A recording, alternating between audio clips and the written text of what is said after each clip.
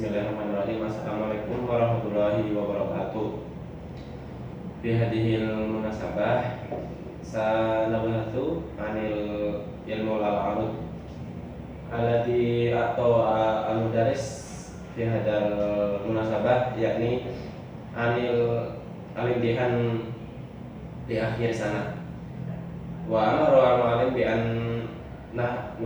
nahdatha au anda tahadats anil ilmu al-arud mukhalasan au fil khalas dia nabatu anil istinbat fi ilmu al-arud ala di qad ta'alamna fi hadhihi dirasah. Ismi Dwi Mubarak wa jitu min Bali wa nimratu fi daftar al-qaid, yakni U 2019 307. Ya, pada kesempatan kali ini dosen saya menyuruh saya kami untuk mengerjakan tugas ujian akhir sana, ujian akhir tahun pada pelajaran ilmu al-arud, yakni untuk membahas penjelasan singkat tentang ilmu al-arud yang penting-penting saja yang sudah kita pelajari pada tahun pelajaran ini. Yang pertama yaitu definisi ilmu al-arud dan qawaid.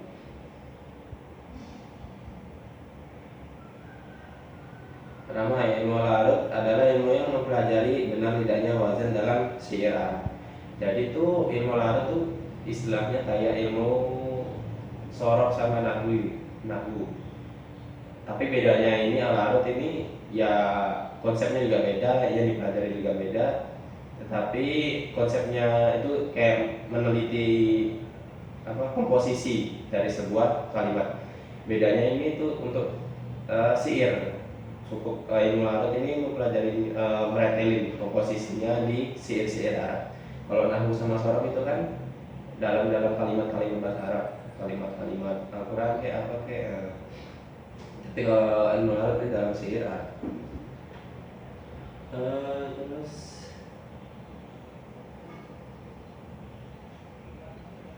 berikutnya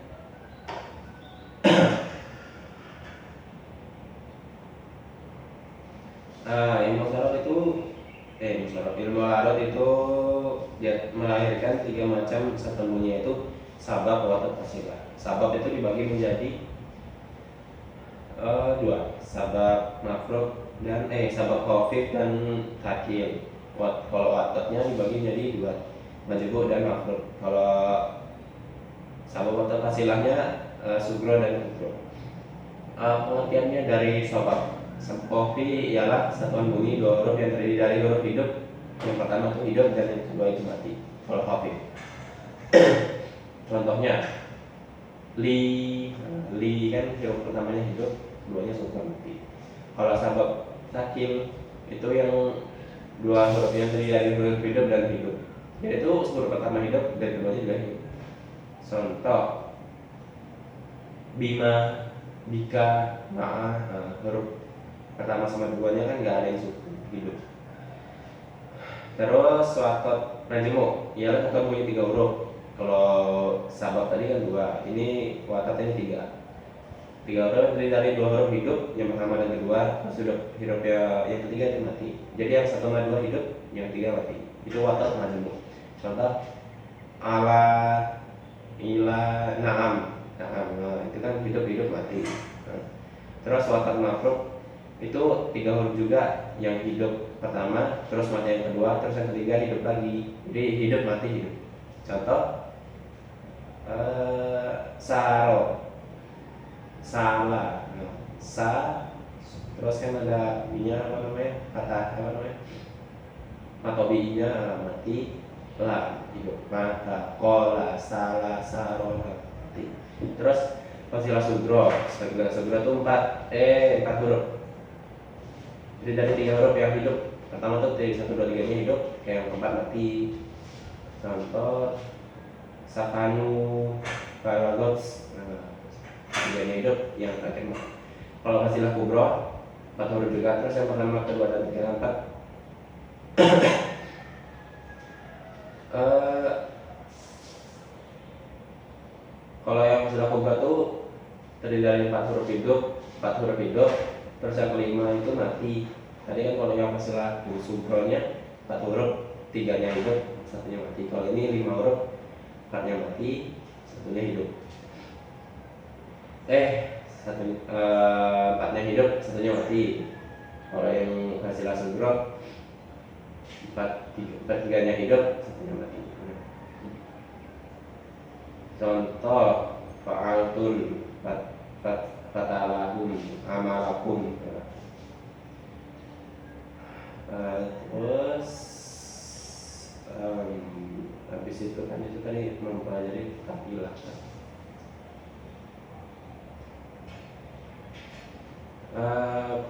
Sekarang bahas tentang bait.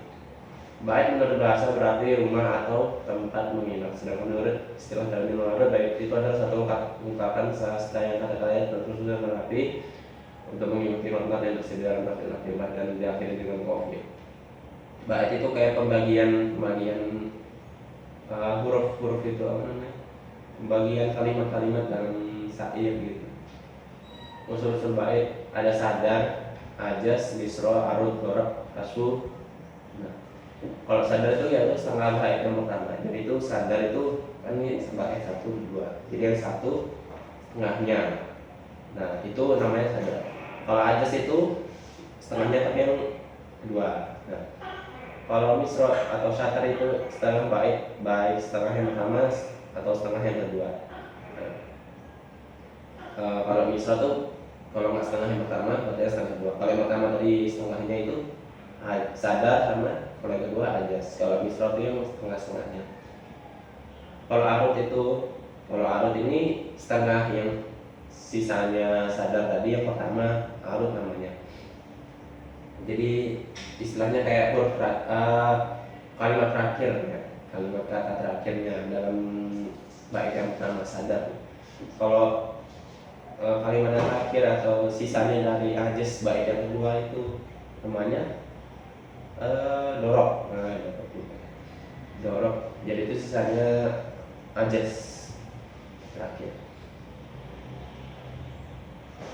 Kalau hasu yaitu tafilah tafilah yang selain arud dan dorok. Jadi selain arud dan dorok, selain yang terakhir itu namanya hasu.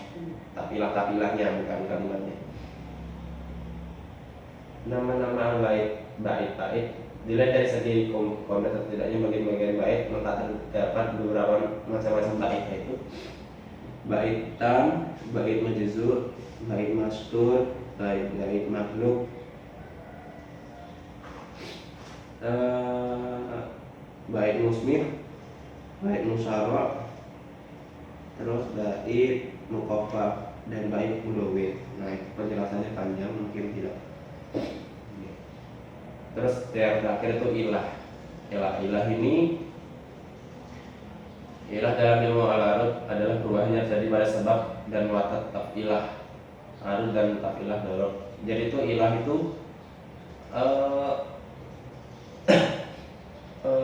apa sih namanya, perubahan atau taghyir di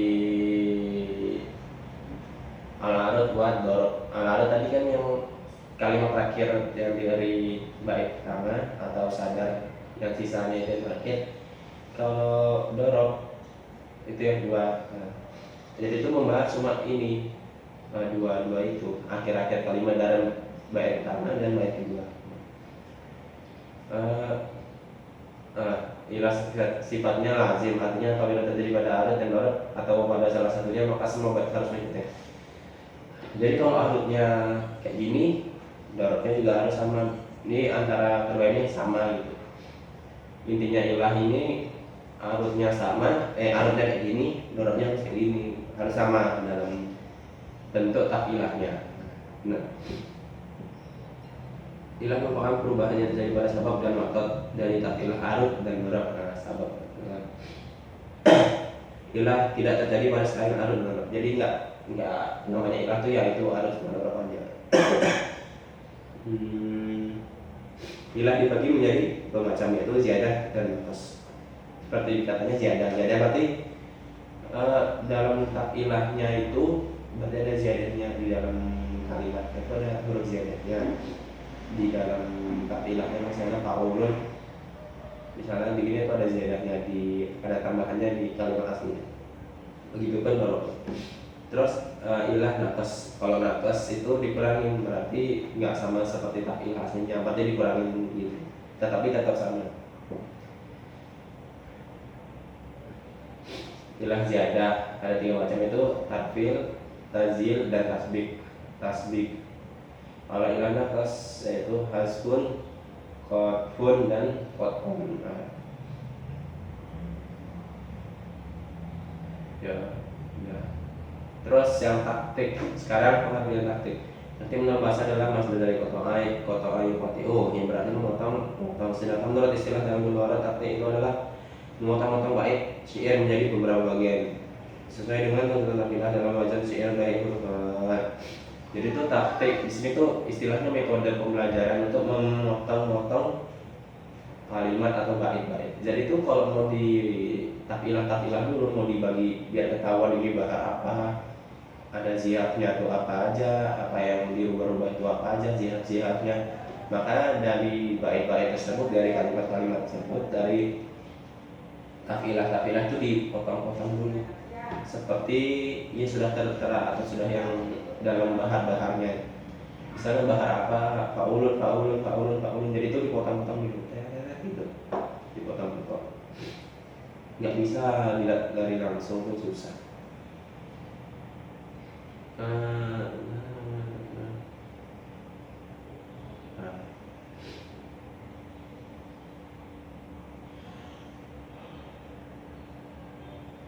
Terus selanjutnya bahar apa itu bahar secara bahasa itu arti laut. Secara istilah ya bahar adalah wazan, timbangan, ukuran tertentu yang dijadikan moral atau pedoman membuat syair. Bahar itu yang seperti tadi. Kalau bahar itu istilahnya kayak temanya lah, atau sesuatu apa, pola dasarnya dari sebuah bait. Misalnya bait 1 sama 2, baharnya bahar watot atau bahar apa. Jadi itu bahar watot misalnya ada tafilah-tafilahnya, jadi itu kayak pola dasar yang harus diikuti, kayak nadanya itu. Jadi kalimatnya itu mendasari pola-pola itu, polanya misalnya faulun, tafa'ilun, faulna gini. Jadi itu dari kalimat baiknya tuh mengikuti pola-pola yang sudah disesuaikan dari bahar tersebut. Adapun nama-nama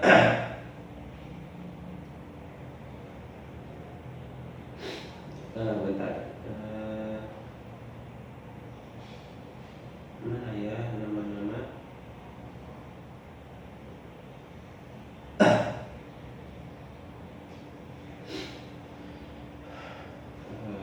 Ya.